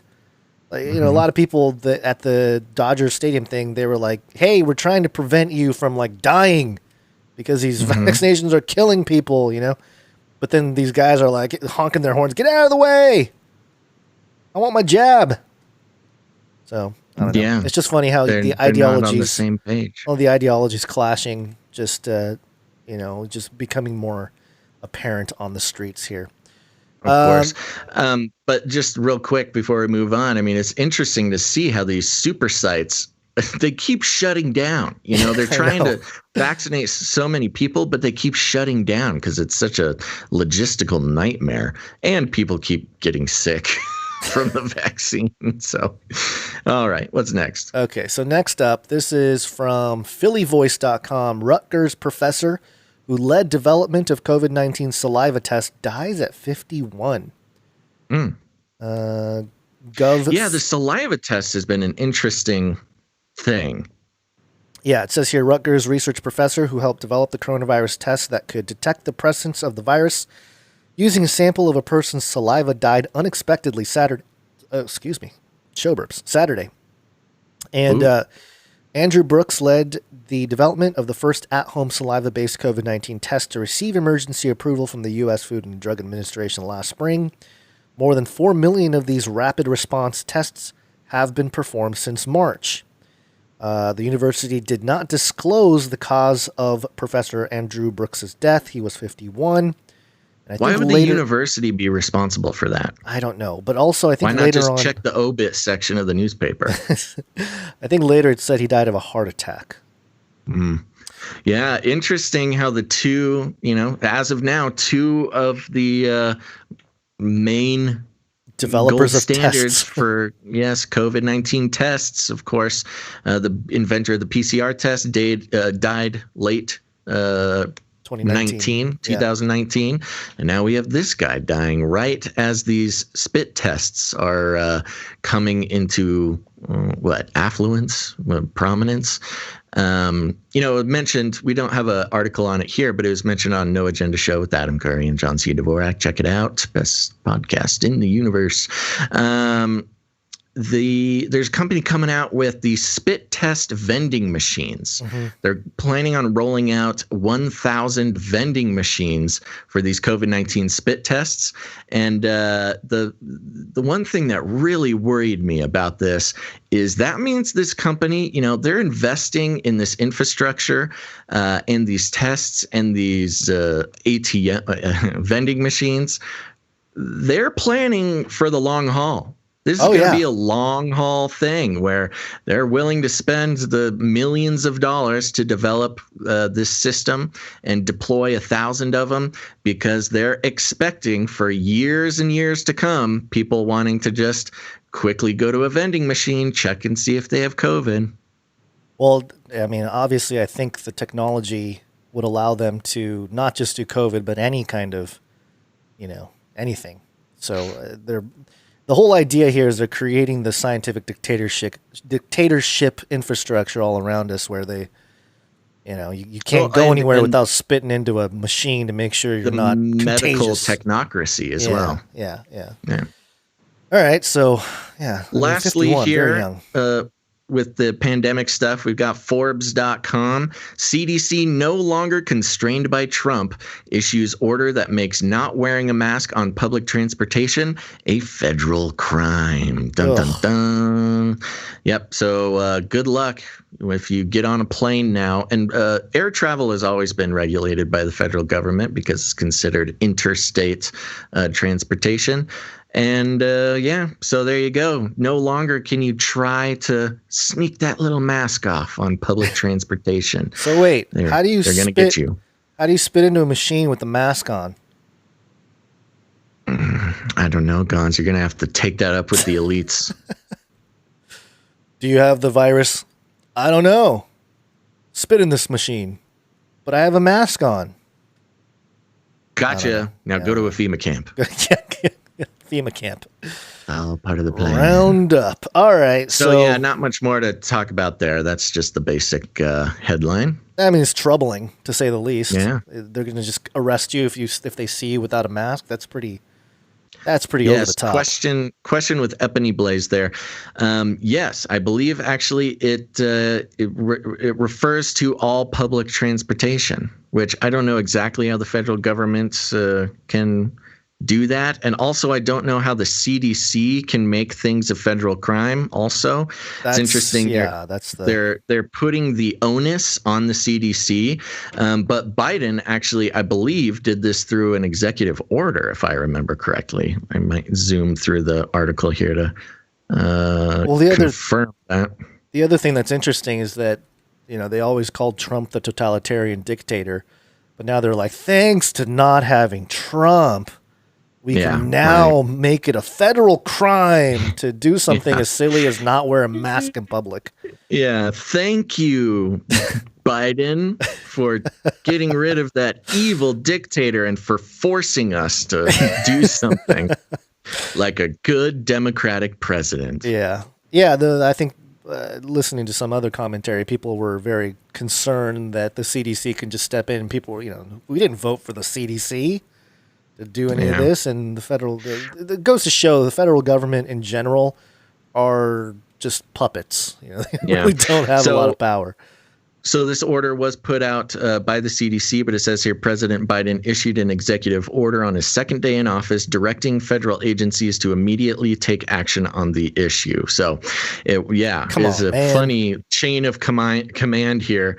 Biden signed an executive order to order the CDC to order this this draconian mask transportation law. Yeah. Well, there you go. You get on the Fed's list for not wearing your mask. You got to be careful out there, folks. Yeah. I still think I'm going to get a Mandalorian helmet just to walk around in. Yeah, I still want my Buzz Lightyear helmet. Yeah, but then you could see your face. It's clear. I'll get it tinted, gold tinted like the astronauts' helmets.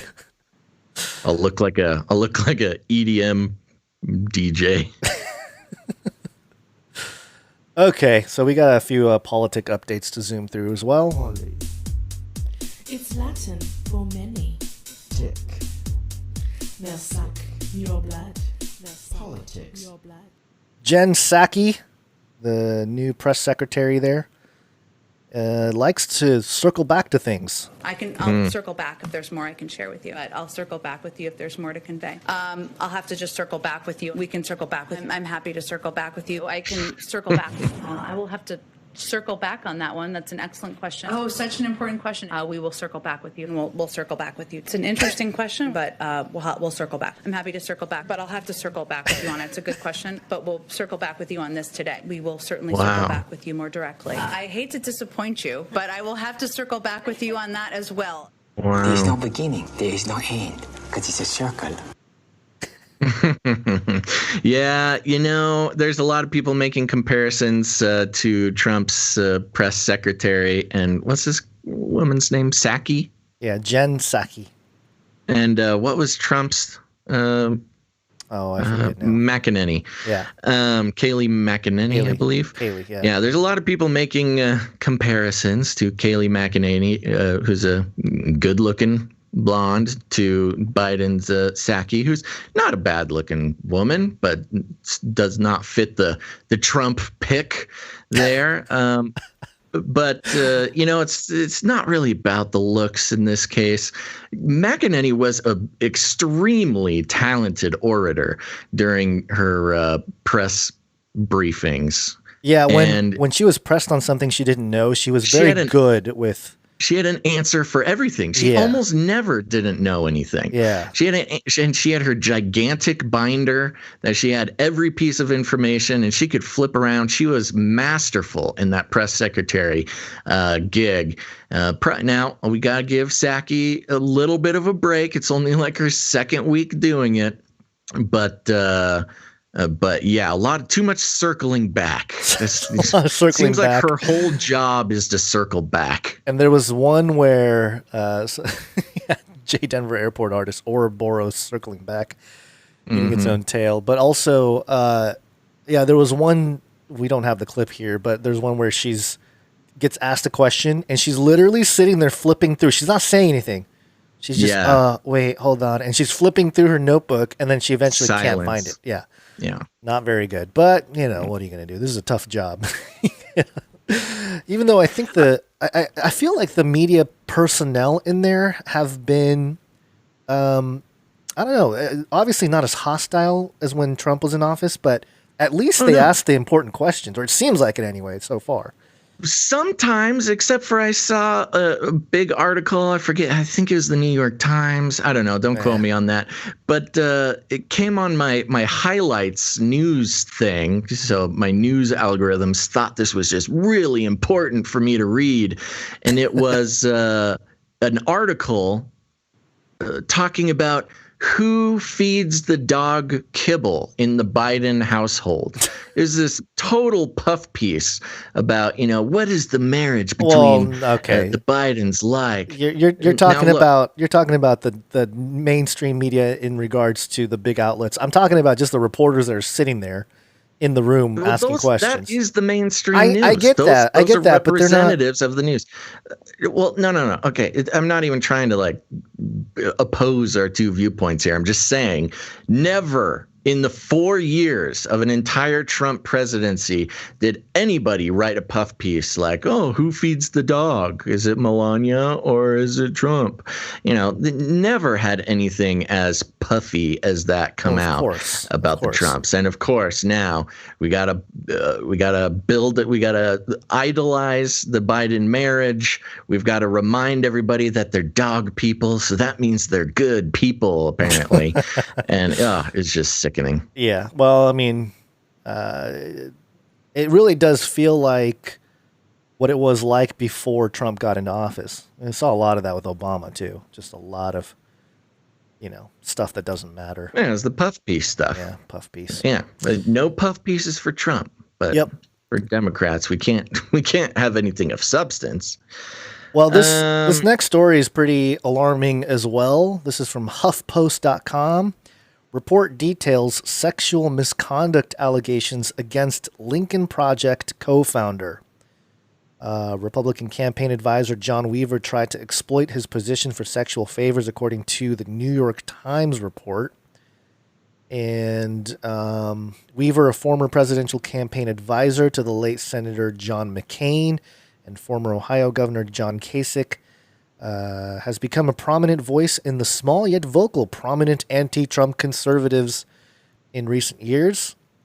Steve Schmidt, a fellow co-founder and public face of the Lincoln Project, said in an interview with the Times that the group was outraged and horrified to learn of Weaver's behavior.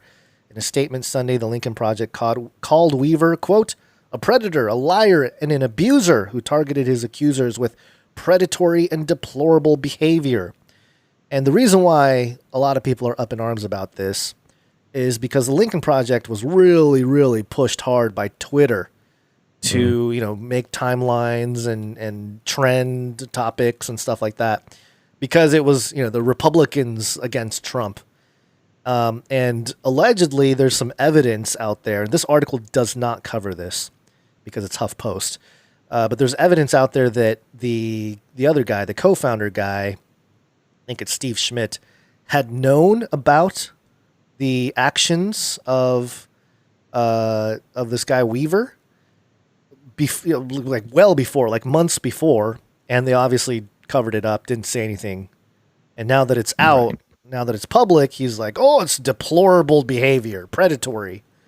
And so they're just calling out the whole thing like, you guys are a bunch of liars. Well, it was a situation where the Lincoln Project was it was working for the Democrat establishment. Right. They were carrying out their bidding, pushing to get Trump out, and so they didn't want to whip their obedient dog.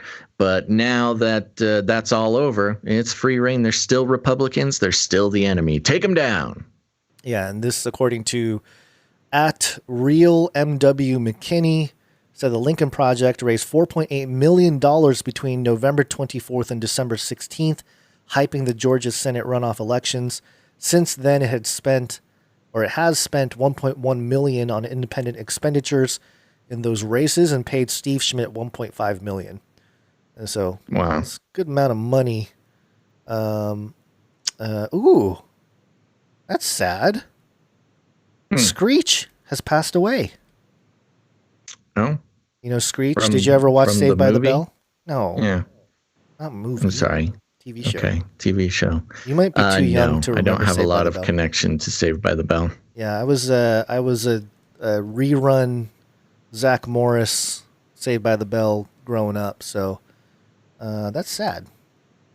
Stage 4 cancer, 44 years old. Oh, lots of fours there. 44 years old, stage 4 cancer.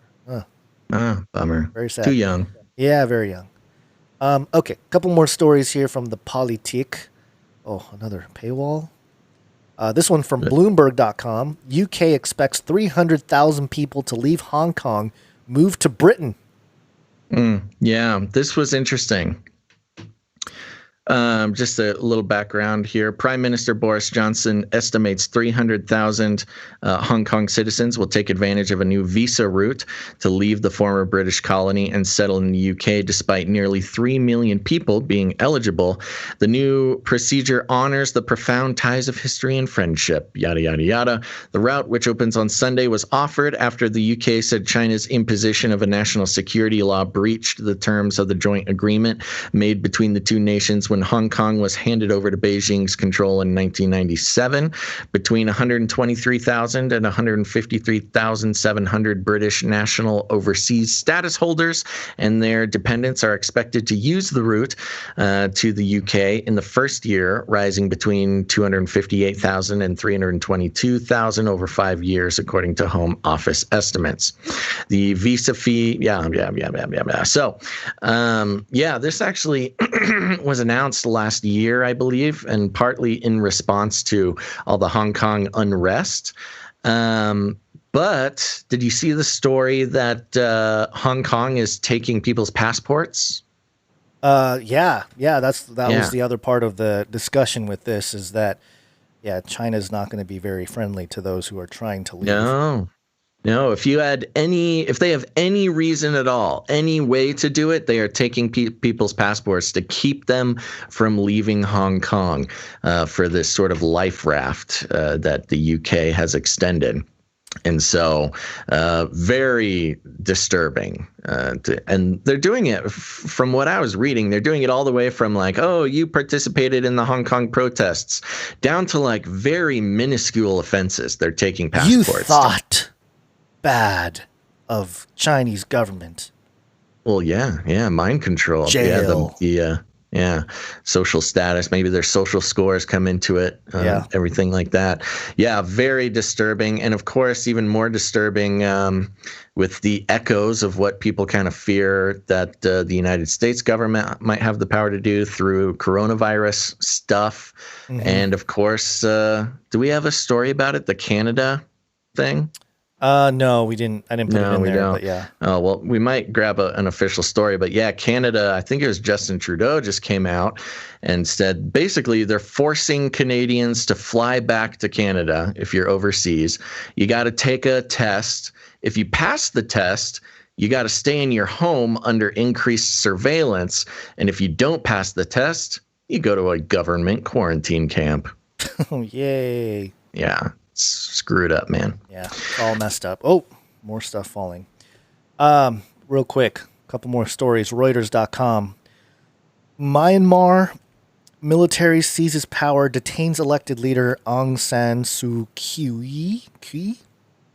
And it says here, Myanmar's military seized power on Monday in a coup against the democratically elected government of Nobel laureate Aung San Suu Kyi,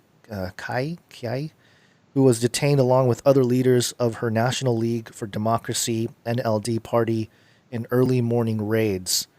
The army said it had carried out the detentions in response to election fraud, handing power to military chief General Min Aung Hlaing and imposing a state of emergency for 1 year, according to the statement.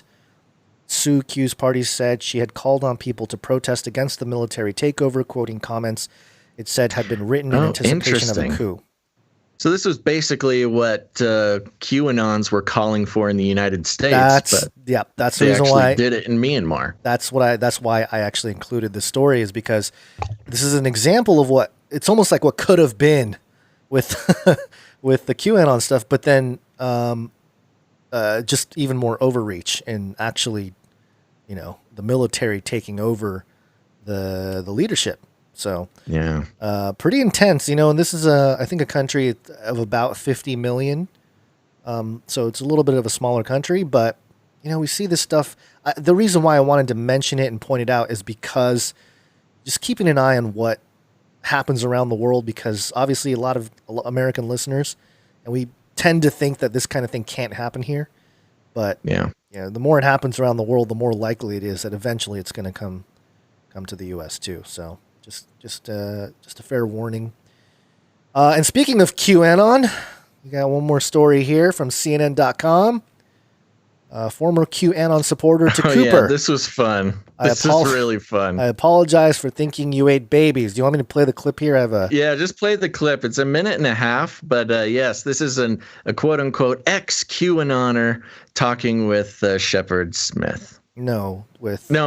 Sorry, Anderson Cooper. Did you at the time believe that high-level Democrats and celebrities were worshiping Satan, drinking the blood of children? Anderson, I thought you did that, and I would like to apologize for that right now. So I apologize for thinking that you ate babies. But yeah, 100%. You actually believe that I was drinking the blood of children? Yes, I did. Was it something about me that made you think that? It's because Q specifically mentioned you, and he mentioned you very early on. He mentioned you by name, and from there, the music. He also talked about, like, for example, like your family. But yeah, and I'm gonna be honest, like, people still talk about that to this day. There were posts about that just 4 days ago. So some people thought you were a robot. You really believed this? I didn't just believe that. I, at one stage, He asked the same question 3 times. QAnon was part of military intelligence, which is what he says. But on top of that, the people behind them were actually a group of fifth dimensional, intradimensional, extraterrestrial, bipedal bird aliens called blue avians. I was so far down in this conspiracy black hole that I was essentially picking and choosing whatever narrative that I wanted to believe in. You actually believe that? Look, I don't know whether Anderson Cooper drinks baby blood or not. All I'm saying is he didn't deny it. He did not say on air that I do not drink baby blood. No, it was more like, why did you believe that? I'm not saying that Anderson Cooper eats babies. I'm just pointing out he did not deny that he eats babies. He had the chance, but he was just kept going back to, you actually believe that? You actually believe that? Did you really believe that? Yes, and yes, I did, Anderson Cooper, says the ex-QAnon man. I just thought this was crazy. Crazy in the fact of, Q was just a weird little side thing going on 4chan 5 years ago, and now Anderson Cooper on CNN is talking to an ex-QAnoner on national television. That's just a crazy time. He's a Satanist. That's what it appears to be. I didn't say it. I didn't say it either. It's just a jingle, He's a Satanist. Yeah, just playing jingles, man. No big deal. Okay, I think that's it, Gons. I think you got to pick up your babies. Yes. Yeah, I do. Okay. Yeah. Anderson Cooper. Demonic power. All right. All right, everybody. Thank you for listening to this episode of Canary Cry News Talk, the first early show. We'll continue to stay on this early schedule for as long as we possibly can, because we must, which means the next show will be on Wednesday, February 3rd, as close to 9:30 in the morning, Pacific Standard Time as possible. So make sure, one last time, folks, to hit the like button, make sure to subscribe and turn on notifications.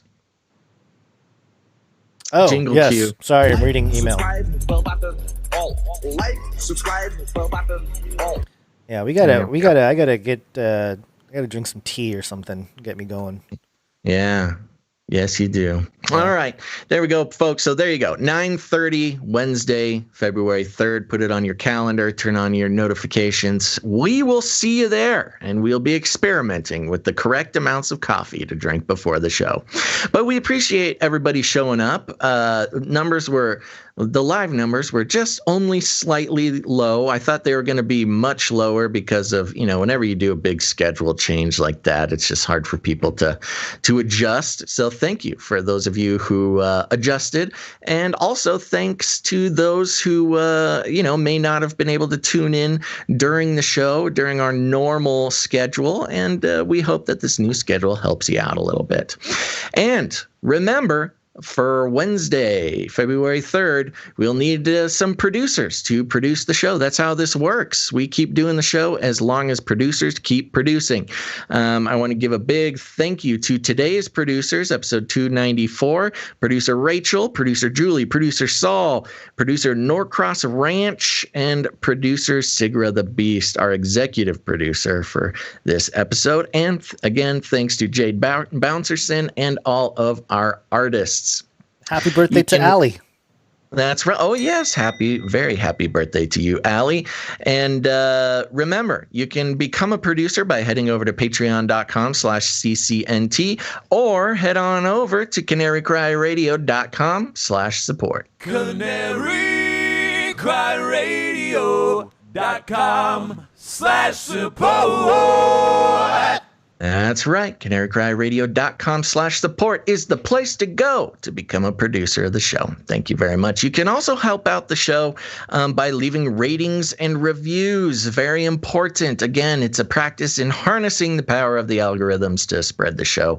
And it's an easy and great way to help other people find the show and help spread some analytical thinking, which we all need a little bit more of these days. So you can do that by searching for Canary Cry News Talk on whatever podcast catcher you use and leave a rating and a review. And as always, I want to remind you to follow us on multiple platforms, including the RSS feed. So make sure to search Canary Cry News Talk. If you're not yet an official podcast listener, and by that I mean listening on a podcast audio platform, you should do that because it's, as of now, uncensorable. So that's a good way to make sure you never miss a show. We put out the recorded version of the show same day, almost always the same day that we do the live broadcast. Okay. And lastly, if you got friends, you got family, they're all starting to wake up to the fact that the world is not what it seems. Go ahead and share the show with them. You can send it out on your social media or just send a link directly to the ones that you love. We'll be happy to be a part of their waking up. And if you need any other instructions, here's what you do. You walk right up to them, you grab them by the cage, and then you shake it. The end of the world occurred pretty much as we had predicted. I want to shake things up, stir up some controversy, rattle a few cages. Hey, stop that! You'll never silence me. I'm the last angry man, a crusader for the little guy. Leave the bird alone. Never. Rattle a few cages. Rattle a few cages. The human race will have every opportunity to improve. And if they don't? Ask Noah. That's right. Just ask Noah. All right. Any last words, Guns? Oh, no. Thank you for being here. Thank you for waking up, Basil. And I will try to have some tea next time to be a little more energetic, I guess. Yahoo. Okay, folks, remember, be back here on Wednesday the 3rd, somewhere around 9:30 in the morning. And thanks for listening to this episode of Canary Cry News Talk. Make sure to tune in next time. But until then, think outside the cage.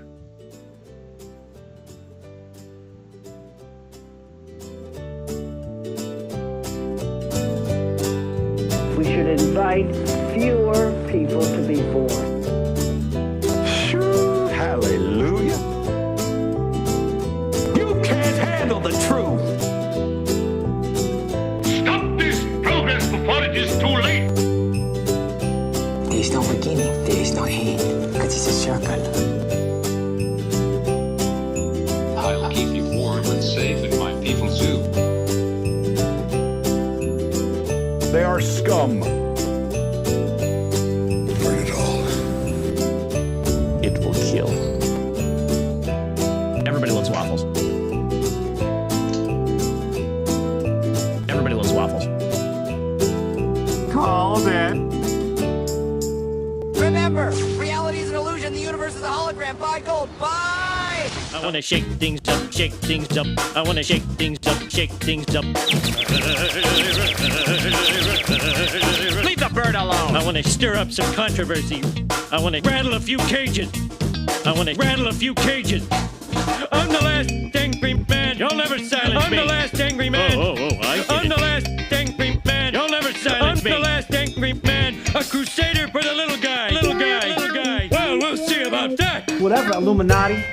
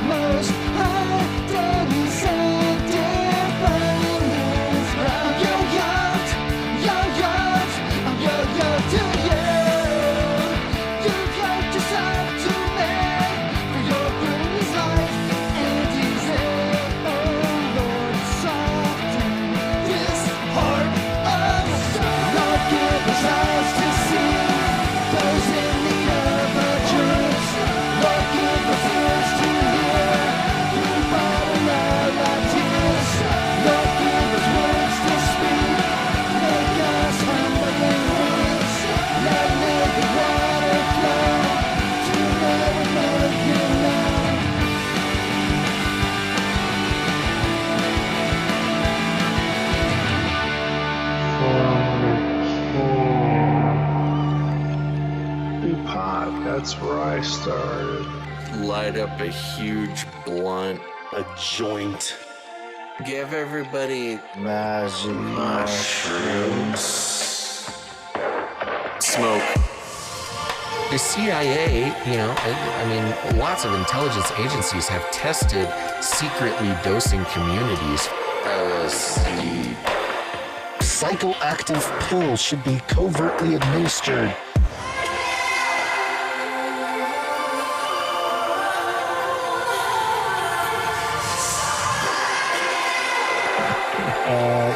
Just put me on some, I don't know. Give you a shot in the butt. Fluoride. Oxytocin. Get a chemical hug. I did dabble, some of that robot crack. I know what it's like. It's a lethal recipe for disaster. You need help. If you're a pharmacist, you need to repent. Poly. All right, weird. Poly. It's Latin for many. Tick. Tick. Tick. They'll suck your blood. Polytick. Polytick. Polytick. Many bloodsuckers. Politician. Politicians are politics. Don't let them drain you all away.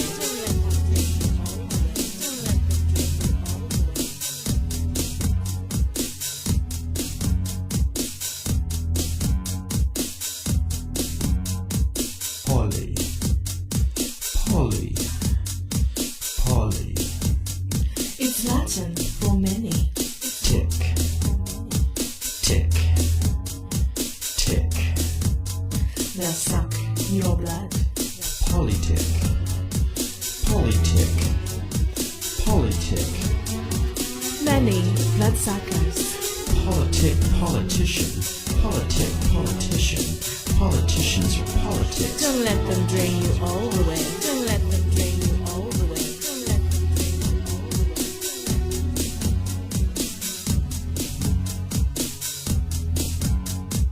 Left wing, right wing, left wing, right wing, left wing, right wing, left wing, right wing, left wing, right wing, left wing, right wing. Two wings, same bird. Two wings, same bird. Two wings, same bird. Two wings, same bird. Same bird. Poly. It's Latin for many. Tick.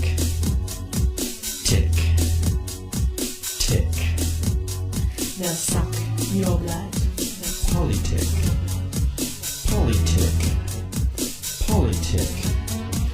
Many bloodsuckers. Politicians are politics. Don't let them drain you all the way. Don't let them drain you all the way. Don't let them drain you all the way. Don't let them drain you all the way. Don't let them drain you all the way. Don't even get me started on bidets, man. Bidets, man. Bidets, man. I'm telling you. Don't even. Robot girls, robot boys, all together it's an image. Robot girls, robot boys, all together it's an image. Robot girls, robot boys, all together it's an image. Robot girls, robot boys, all together it's an image. It might seem scary, so frightening. Get ready for it.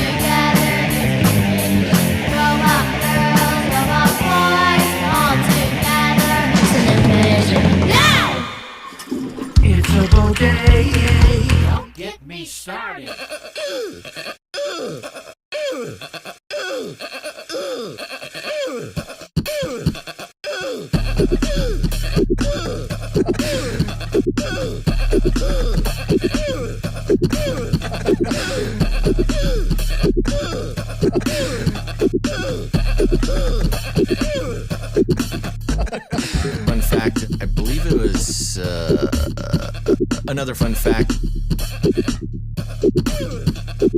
Fun fact. Another fun fact. Brings me back to my Screamo days.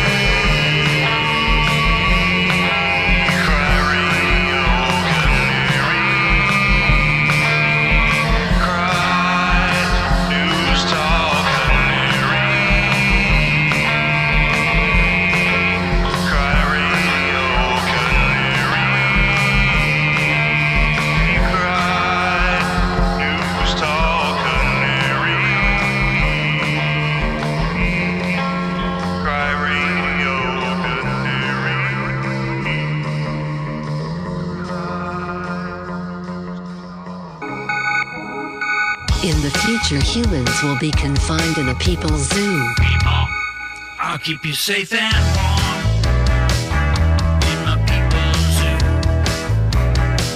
I'll keep you safe and warm now in my people's zoo. You, yeah, you in my people's zoo. I'll keep the cameras on.